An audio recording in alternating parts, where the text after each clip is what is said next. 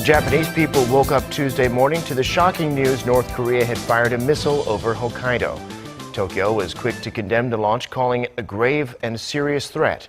And together with South Korea and the U.S., Japan has called for an emergency UN Security Council meeting to try and put more pressure on the regime. Thank you. How provocative or dangerous do you see the latest launch by North Korea? We'll have more to say about that. Abe says American President Donald Trump told him in a phone call that the U.S. is with Japan 100%. Rhetoric has heated up between the U.S. and North Korea over the past month, with Pyongyang previously threatening to fire 4 missiles. Japan's government says the latest missile was fired just before 6 a.m. Japan time. It traveled about 2,700 kilometers and reached an altitude of 550 kilometers. Japan and South Korea have held separate drills to show their response capability. Japan's Air Self-Defense Force was in the middle of a ballistic missile interception drill when the North's launch happened. The unit involved says the exercise went ahead as planned, despite the news. South Korea's presidential office also quickly responded to Pyongyang's missile launch, with President Moon Jae-in ordering a show of force to deter further threats. Our Blue House correspondent Hwang Ho-jun has this report. Just about an hour after North Korea launched a ballistic missile over Japan, the presidential office of Cheongwade convened an emergency meeting of the National Security Council Standing Committee. Chung Yong, the head of the National Security Office and top security advisor to President Moon, chaired the emergency meeting, which lasted for about 40 minutes. According to the Blue House, President Moon was briefed on the situation in real time. He convened a separate meeting Tuesday morning with his top aides, along with the national security chief, to discuss how to respond. After being briefed by National Security Office Chief Chung Eui-yong, President Moon ordered the military to display its retributive capabilities against North Korea. On the president's order, 4 F-15K fighter jets executed a drill, dropping 8 bombs on a shooting range near the inner Korean border. In line with the show of force, a Blue House official said the government decided to release a video of the successful test firing of the Hyunmoo-2, domestically made South Korean ballistic missile. The launch took place last Thursday and had not been made public. The Blue House also confirmed that Seoul and Washington are communicating closely about the situation, noting the phone conversations between the top security advisors Chung Eui-yong and H.R. McMaster, as well as Foreign Minister Kang Kyung-hwa and her U.S. counterpart Rex Tillerson. The Korean government has released a written statement condemning Pyongyang for the latest launch and warning that together with its ally the United States, it will confront North Korea if it continues its nuclear and missile threats. North Korea's latest provocation follows the launch of 3 short-range ballistic missiles last Saturday, another slap in the face to a South Korean government that has sought to resume dialogue with Pyongyang. The show of force against the regime is the presidential office's answer and warning should the North choose to attack.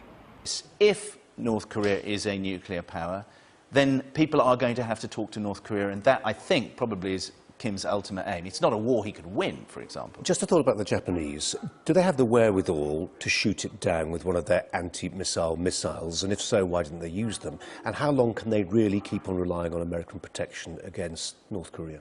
Well, they can rely on American protection as long as they're still there, as long as there still is this the post-war pact that Japan signed with the United States. So that's a given. In terms of their capabilities and their American allies' capabilities, there are Patriot missiles stationed, so anti-missile missiles of the American variety stationed in Japan. They're not particularly effective, it has to be said. They were used, if you recall, against Scuds from Saddam Hussein by the Israelis, and the Israelis, as a result, came up with their own Iron Dome structures. So, Japan and South Korea have held separate drills to show off their capability to respond. Japan's Air Self-Defense Force was in the middle of a ballistic missile interception drill when the North's launch happened. The drill was held at a U.S. air base in the Tokyo area. The unit involved says the exercise went ahead as planned despite the news. We understand the importance of our role to intercept ballistic missiles as they get closer to their targets. We will keep practicing to defend our country. Japan did not use the interceptors to try to bring down the North's missile on Tuesday. The defense minister says he is not revealing the reason why. Japan has 17 of the interceptor units deployed and routinely conducts drills like this across the nation. Officials plan to install more of them around the country. It is slightly intriguing as to why this wasn't shot down, but I think because it ultimately wasn't perceived as a threat as such, rather than an act that is threatening. And therefore, had it been an aircraft, for example, I think you could have assumed that it would have been shot down. Thanks for joining us. I'm Corporal Jacob Colvin. The Japan Air Self-Defense Force and the U.S. Air Force trained together to effectively deploy the PAC-3 or Patriot Advanced Capability 3. This guided air and missile defense system demonstrates the strength of the alliance's significant capabilities and bilateral cooperation. The PAC-3 deployment is a clear signal the U.S. and Japan are prepared to act rapidly and effectively at U.S. installations across Japan. Similar exercises are being conducted, including a simultaneous event today at Marine Corps Air Station Iwakuni. As a result of this exercise, we can clearly show our rapid response capability against ballistic missile launch, not only for a country, but this also strengthens deterrence and response of the whole Japan-US alliance. South Korean Foreign Minister Kang Kyung-hwa also made a call to Washington and spoke with their U.S. counterpart Rex Tillerson. The two sides are said to have expressed their disappointment towards the regime's actions and pledged to continue working closely together to tackle the North Korean threat, including at the UN. South Korea, the US and Japan have jointly requested an emergency meeting of the UN Security Council. It's set to convene later on Tuesday, and the three allies are likely to call for further pressure on the rogue state. However, China and Russia, North Korea's closest allies, are likely to push for dialogue. Sergei Ryabkov, Moscow's deputy foreign minister, said on Tuesday that sanctions had reached their limits and that only a diplomatic solution was the answer. Kwon Jang-ho has this report. Residents of Hokkaido woke up to the sounds of emergency sirens on Tuesday morning, warning that a missile had been fired from North Korea and could hit areas nearby.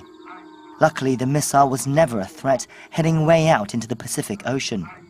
However, it was still the first time a North Korean rocket had flown over Japanese territory since 2012, and Tokyo was quick to condemn it, calling it an egregious threat to the peace and stability of the Asia-Pacific region. We have lodged a strong protest with North Korea to that effect. I call for an emergency meeting of the United Nations Security Council, and we will demand even stronger measures against North Korea. Abe later held a 40-minute phone call with President Trump, who assured the Japanese Prime Minister that the US was 100% with Japan. A senior Tokyo official also told Kyodo News that the two leaders agreed that the time is not right for dialogue with Pyongyang and that increased pressure is needed instead. North Korea's missile launch this morning could dash hopes in Washington that the regime was backing down and might be moving toward talks. Some say it's a negotiating tactic, also possibly a response to defense drills by South Korea and the U.S. Our Connie Kim takes a closer look at the North's intentions. It was just a week ago that U.S. Secretary of State Rex Tillerson praised North Korea for showing restraint in its provocative behavior and expressed hope that this could be the moment Washington was waiting for to start setting the stage for peace talks with Pyongyang. In that sense, the Trump administration has clearly dropped key preconditions set by its predecessor, such as having Pyongyang commit to denuclearization before any talks can take place, and instead has offered to sit at the negotiation table by merely having the regime halt its missile launches. But despite warnings and proposals for talks, North Korea went ahead and launched 3 short-range ballistic missiles over the weekend, followed by Tuesday's launch of an intermediate-range ballistic missile. North Korea seems to be assessing that it's not a bad decision to instigate tension on the Korean peninsula in order to raise its leverage with Washington for talks, while at the same time completing its missile program. At the same time, Pyongyang's ongoing missile launches are also seen as the regime's unwillingness to sit down with Seoul for talks. It can negotiate with any country in the world from the position of strength.